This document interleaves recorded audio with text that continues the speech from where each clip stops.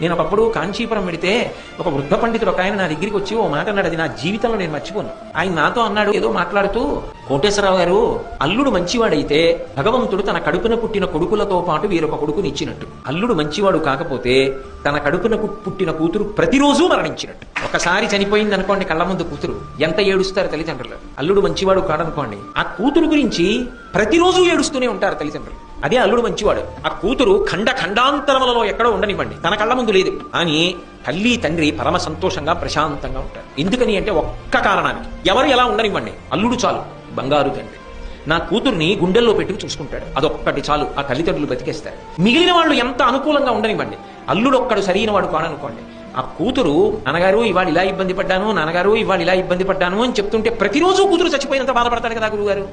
అందుకని అల్లుడు మంచివాడైతే ఇంకొక కొడుకు పుట్టినట్టు, కొడుకుని చూడాలని ఎలా కోరుకుంటాడో తండ్రి, అలాగే మామగారు అల్లుణ్ణి చూడాలని కూడా అంతా పరితాపం పొందుతాడు, అంతా ప్రేమ పొందుతాడు.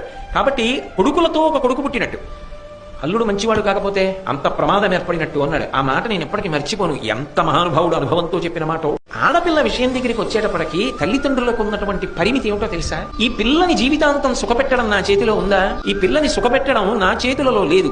ఈ పిల్లని సుఖపెట్టడం భర్త చేతులలో ఉంది. ఆయన సుఖపెడితే ఆమె సుఖపడుతుంది, నేనందరం సుఖపడతాం. అల్లుడు సుఖపెట్టేవాడు కాకపోతే చాలా ప్రమాదం. అందుకే అందున ఒక్కతే కూతురు అనుకోండి, ఆ అల్లుడి వలన కూతురు సుఖపడుతుందో సుఖపడదో, ఆమె జీవితం ఎలా ఉంటుందో అని తల్లిదండ్రుల యొక్క ప్రాణాలు బిగపట్టుకుని ఉంటారు.